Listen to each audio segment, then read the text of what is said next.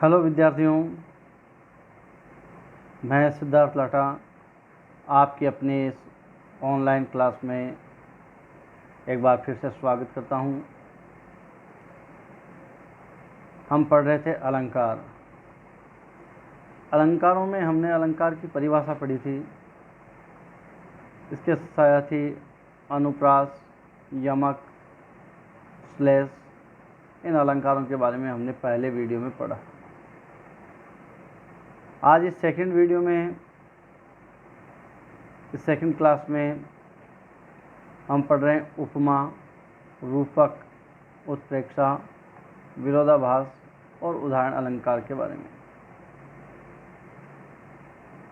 आगे बढ़े इससे पहले एक बार आपसे फिर से कहना चाहूँगा,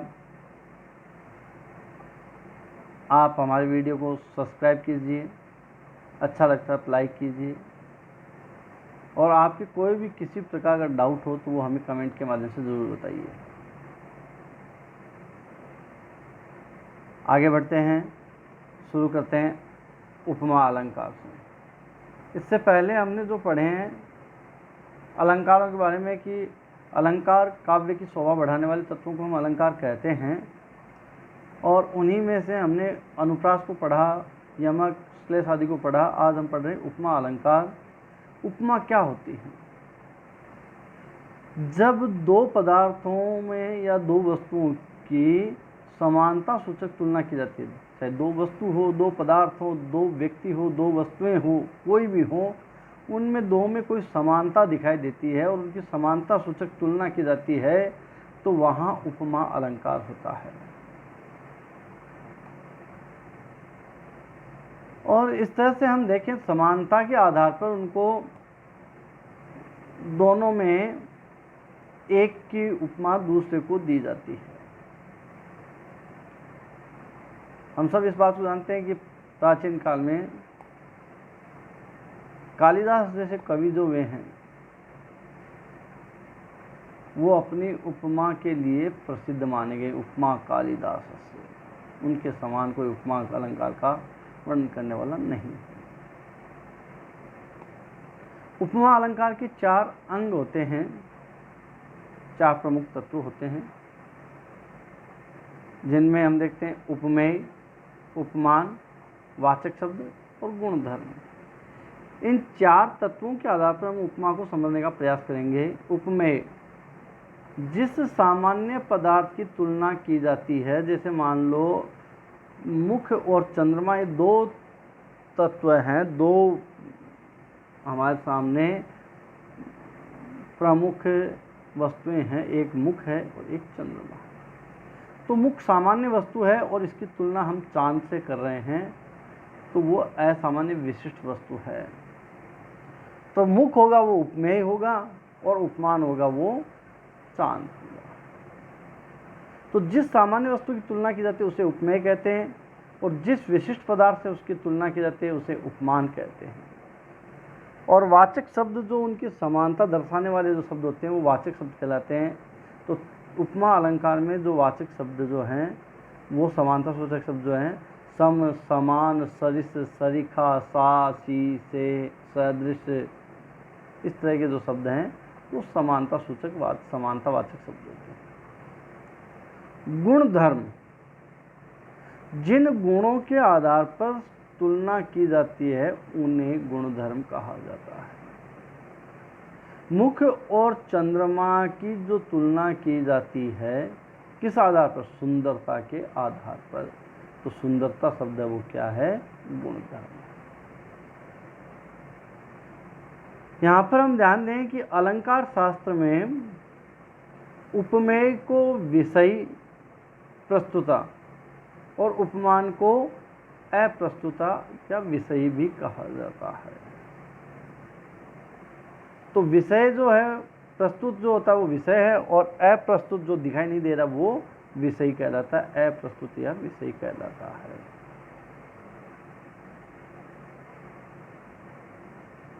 इन्हीं चारों तत्वों के आधार पर उपमा अलंकार के हम ध्यान करें तो तीन भेद किए गए हैं। उपमा अलंकार के तीन भेद किए गए हैं।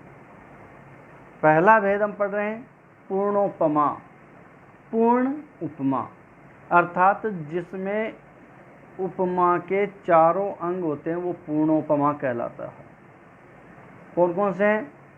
उपमेय भी हो, उपमान भी हो, वाचक शब्द भी हो और गुण धर्म भी हो। अगर ये चारों अंग जिस उदाहरण में उपस्थित होते हैं तो वह पूर्णोपमा कहलाता है।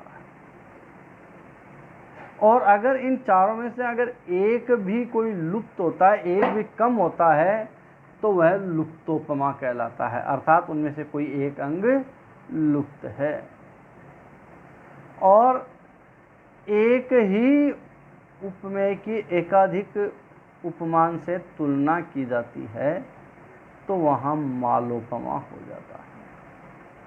उदाहरण से हम इनको समझने का प्रयास करेंगे। जैसे उदाहरण तौर पे हम देखें, पीपर पात सरिस मन डोला, पीपल के पत्तों के समान मन डोलायमान हो।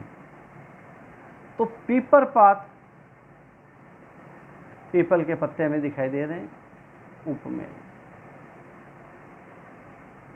सरिस सरीखा, समान, मन अप्रस्तुत और डोला गुणधर्म। तो ये जो चारों अंग इसमें दिखाई दे रहे हैं तो ये पूर्णोपमा का भेद है। अगला उदाहरण हम देखें, पुलिस कठोर सुनत कटुवानी। अब यहाँ पर पुलिस कठोर और कटुवानी, तीन बातें तो दिखाई दे रही है, एक अंग हमें नहीं दिखाई दे रहा कि कठोर वचन जो है किसके समान, पुलिस कठोर। अब सम समान सरिस शब्द इसमें नहीं आया है, वाचक शब्द नहीं आया है, इसलिए इसमें इसका अभाव दिखाई दे रहा है, ये लुप्तोपमा। अंगड़ाई सी, अलसाई सी, अपराधी सी, एक ही बात की एक दो तीन उपमाएं। भय से मौन।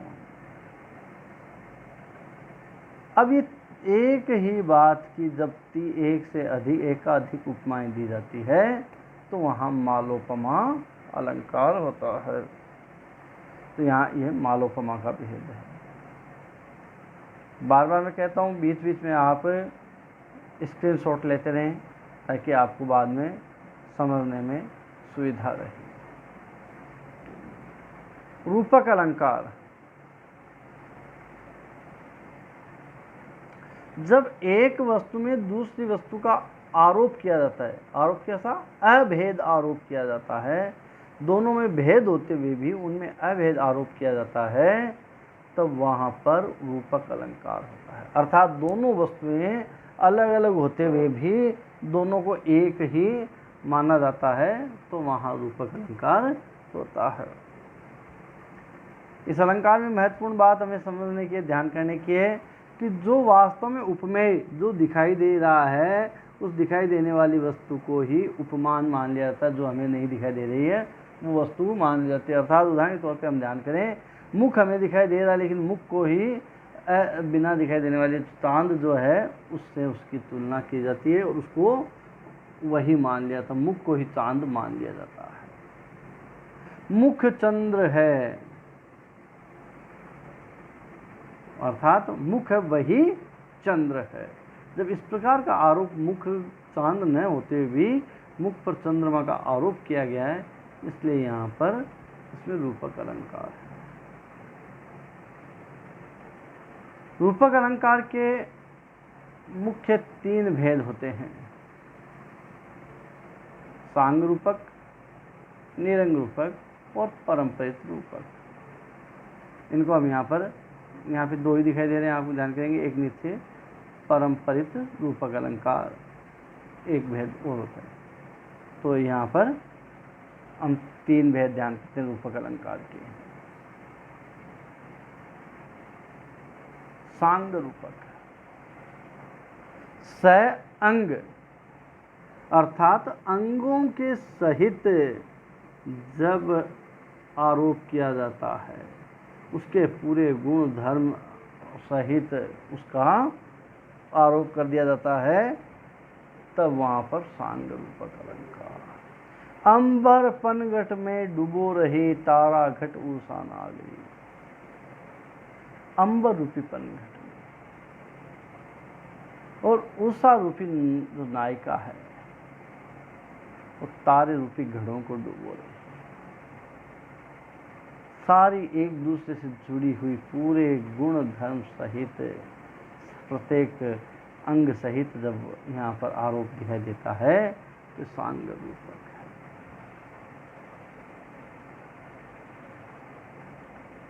निरंग रूपक, जिसे निर्वयव रूपक भी कहा जाता है। निरअवयव, बिना अवयव बिना अंगों के जो आरोप होता है वह है निरंग रूपक। चरण कमल बंदो हरिराई। चरण कमल,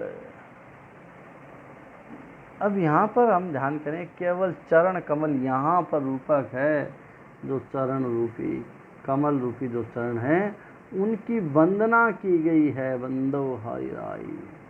लेकिन यहाँ पर चरण कमल के साथ में उन चरण कमल के लिए कोई उसके अंग ना उसके गुण धर्म आदि कहीं कोई इसमें वर्णन आगे नहीं दिखाई देता है, इसलिए ये निरंग रूपक का उदाहरण है।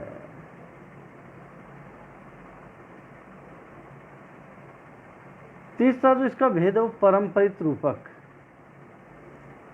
जब दो आरोप एक साथ आए और एक आरोप दूसरे आरोप पर आश्रित होता है, दो आरोप किए गए हैं और दोनों आरोप एक दूसरे पर आश्रित होते हैं, तो वहाँ परंपरित, एक होगा तो दूसरा आरोप होगा, नहीं तो नहीं, तो वहाँ पर परंपरित रूपक। राम कथा सुंदर कर तारी, संशय विहग उड़ावन हारी। राम कथा सुंदर कर तारी, राम कथा सुंदर ताली है, कर तारी किसके क्या है? कर तारी, हाथ से बजने वाली ताली के समान है, जो क्या करती है? संशय विहग उड़ावन हारी, संशय रूपी पक्षियों को उड़ाने वाली है। अब यहाँ पर देखें, दो उपमाएं जो चल रही है, ये है तो ये उपमा है, अन्यथा इस उपमा का भी कोई महत्व नहीं रहता। दोनों एक दूसरे पर आश्रित है। राम कथा पर करताली ताली का है और संशय पर पक्षी का आरोप है। दोनों आरोप एक दूसरे पर आश्रित हैं। अगर एक को हटा देंगे तो दूसरे का महत्व नहीं रह जाता, इसलिए ये परंपरित रूपक में दो आरोप होंगे और दोनों आरोप एक दूसरे पर आश्रित होंगे, तो वहाँ परंपरित रूपक अलंकार होगा। इसके बाद में हम ध्यान करते हैं परंपरित रूपक के बाद में उत्प्रेक्षा अलंकार। संभावना मथोत्प्रेक्षा, जब उपमेय में उपमान की संभावना व्यक्त की जाती है, उपमेय जो दिखाई दे रहा है उसमें और जो नहीं दिखाई दे रहा उसकी संभावना व्यक्त की जाती है, तो वहां पर उत्प्रेक्षा अलंकार होता है। इसको हम यूं भी कह सकते हैं, जब एक वस्तु को दूसरी वस्तु मान लिया जाता है तो वहां उत्प्रेक्षा अलंकार होता है। और इस अलंकार में प्राय संभावना सूचक शब्द दिखाई देते हैं। किस प्रकार के संभावना सूचक शब्द कौन कौन से होते हैं? मानो, मनु, मानहु, जनु, जानो, जनहु आदि जो इस तरह के जो शब्द होते हैं, ये संभावना सूचक शब्द हैं। तो मानो हवा के जोर से सोता हुआ सागर जगा। अब हवा के जोर से सोता हुआ सागर जगा, यहां तक अगर ये बात कही जाती तो अलग बात थी। मानो शब्द लगा दिया तो यहां पर संभावना व्यक्त कर दी है। सागर की हिलोरों को हवा के जोर से हिलने पर हवा, मानो ऐसा बताया गया है कि वो जगाने का कार्य किया गया। संभावना व्यक्त की। उत्प्रेक्षा अलंकार के मुख्य तीन भेद होते हैं। वस्तुत्प्रेक्षा, हेतुत्प्रेक्षा, फलोत्प्रेक्षा।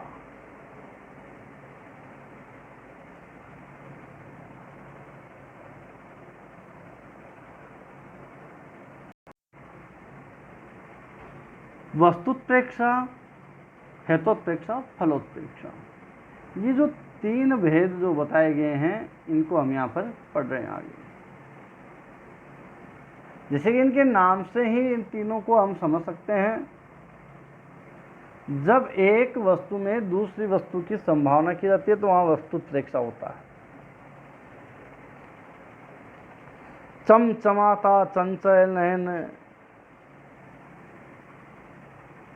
बीच घूंघट पंथ झीन, मानहु सुर सरिता विमल जल, उछलत युग में। यहाँ पर मानहु, चमचमाते नयनों को मीन, मछली से मछली की संभावना उनमें, चमचमाते नयनों को, चंचल नयनों में मछली की संभावना व्यक्त की गई है। तो एक वस्तु में दूसरी वस्तु की संभावना। दूसरा हेतुत्प्रेक्षा। हेतु का मतलब होता है कारण। जब किसी बात का कारण न होने पर भी उसमें उस कारण की संभावना व्यक्त की जाती है, उसको संभावित कारण मान लिया जाता है, तो वहां हेतुत्प्रेक्षा होता है। मानो कठिन आंगन चली ताते राते पाए, पांव के लाल होने की कारण जो है संभावना है वो किसमें मानी ना, मानो कठिन आंगन चलत, कठोर आंगन में चलने के कारण मानो पैर है वो लाल हो गए हैं। जबकि पैरों के लाल होने का कारण, नायिका के पैरों के लाल होने का कारण स्वाभाविक है, न कि आंगन में चलने के कारण। इसलिए यहाँ पर यह कारण न होते भी इस कारण को बताया गया, संभावना की गई है, इसलिए यहाँ पर हेतुत्प्रेक्षा। तीसरा जो है वो प्रेक्षा, फलोत्प्रेक्षा।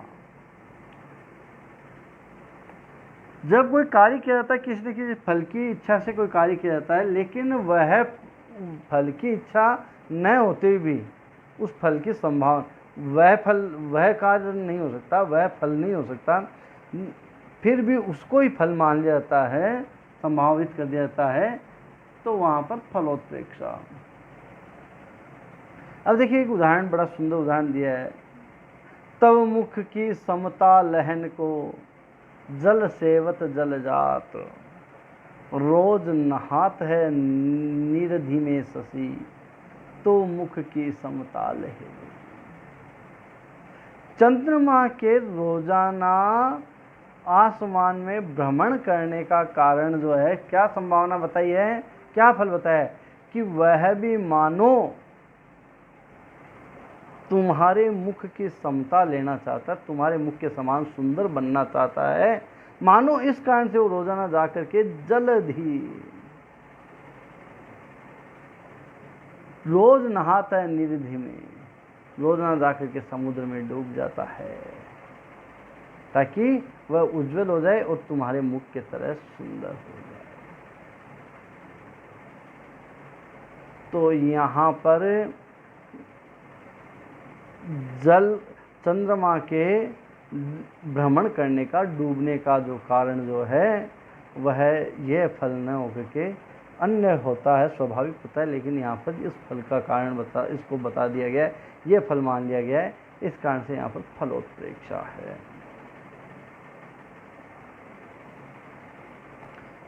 फिर हम पढ़ रहे हैं विरोधाभास अलंकार।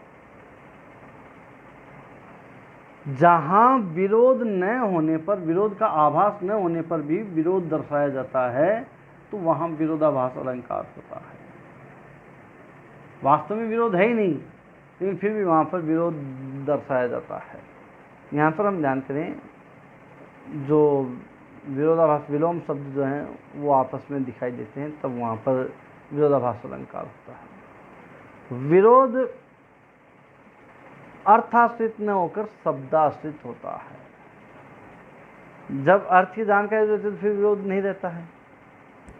शब्दों के कारण विरोध दिखाई देता है, विलोम शब्द, विरोधाभासी शब्द है वो दिखाई देता है।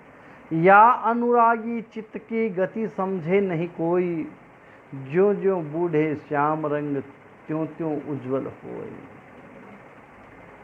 यहाँ पर हम इस उदाहरण में देखें, ज्यों ज्यों बूढ़े श्याम रंग त्यों त्यों उज्जवल होए। श्याम का मतलब होता है काला। अब काले श्याम रंग में डूबने से वह उज्जवल हो जाता है। अब यहाँ पर जब इस बात को देखते हैं, काले में डूबने से उज्जवल कैसे होगा, विरोधाभास दिखाई देता है। शब्दों के माध्यम से तो विरोधाभास लगता है, लेकिन जब अर्थ की प्रतीति हो जाती है तब विरोध नहीं रहता है। वास्तव में क्या, श्याम रंग से मतलब कृष्ण की भक्ति से है। कृष्ण के रूप रंग में, कृष्ण की भक्ति माधुर्य में जो जो हम डूबते जाते हैं त्यों त्यों उज्जवल हो जाते हैं। फिर अर्थ पता चलता है तो विरोध होता ही नहीं। यहाँ हम विरोधाभास अलंकार जब पढ़ रहे हैं तो हम ध्यान करेंगे, कवि हरिवंश राय बच्चन की जो कविता है आत्म परिचय, उसमें जब हम पढ़ते हैं तो उसमें विरोधाभासों का सामंजस्य दिखाई देता है। मैं शीतल वाणी में आग लिए फिरता हूँ। अब शीतल और आग दोनों में विरोधाभास। उन्मादों में अवसाद लिए फिरता हूँ। तो इस तरह के जो पद्य जो उनमें दिखाई देते हैं तो उनमें विरोधाभास अलंकार ही है। लेकिन जब वास्तव में उनके पद्य को पढ़ लिया जाता है, अर्थ समझ आता है, तो वास्तव में विरोध नहीं होता है। तो विरोधाभास अलंकार ध्यान करेंगे, हरिवंश राय बच्चन की जो कविता है आत्मपरिचय, उनमें विरोधाभास अलंकार विशेष तौर से दिखाई देता है।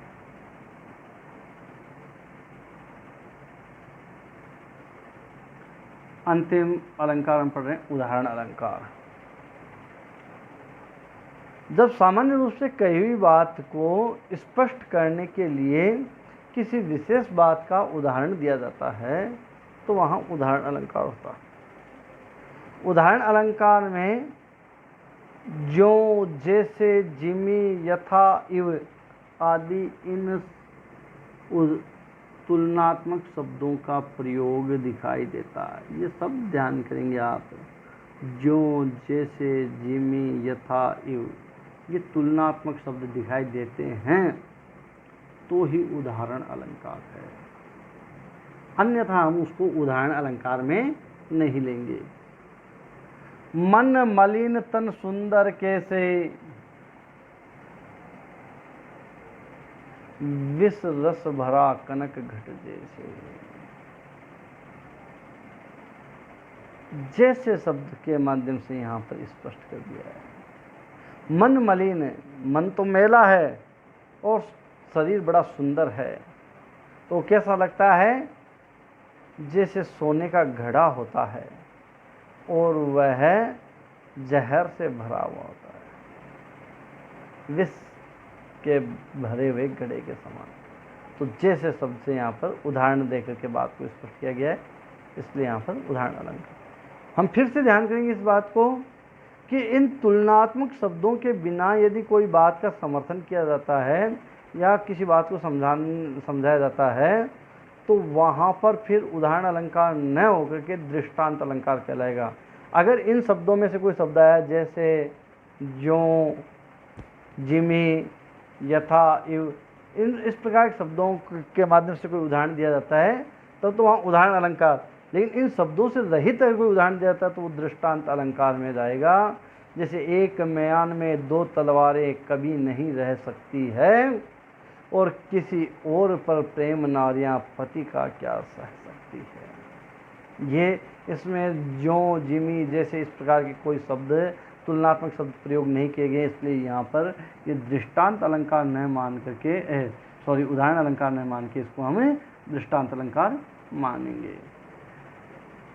आपके पाठ्यक्रम के अनुसार जो जो अलंकार आपको लगाए गए थे उस अलंकारों को हमने आप पढ़ने का प्रयास किया, जानने का प्रयास किया। पहले वीडियो में हमने अनुप्रास, यमक और श्लेष, इनके साथ ही पुनरुक्ति प्रकाश, लाटानुप्रास अलंकारों को भी हमने जानने का प्रयास किया। दूसरे वीडियो में हमने उपमा, रूपक उत्प्रेक्षा, विरोधाभास और उदाहरण, इन अलंकारों को जानने का प्रयास किया है। आपको हमारा वीडियो कैसा लगा कमेंट के माध्यम से बताइए। कोई डाउट हो तो हमें कमेंट के माध्यम से बताइए ताकि हम उसको दूर कर सकें। आपको वीडियो अच्छा लगा लाइक कीजिए, शेयर कीजिए, हमारे चैनल को सब्सक्राइब कीजिए। धन्यवाद। वंदे मातरम।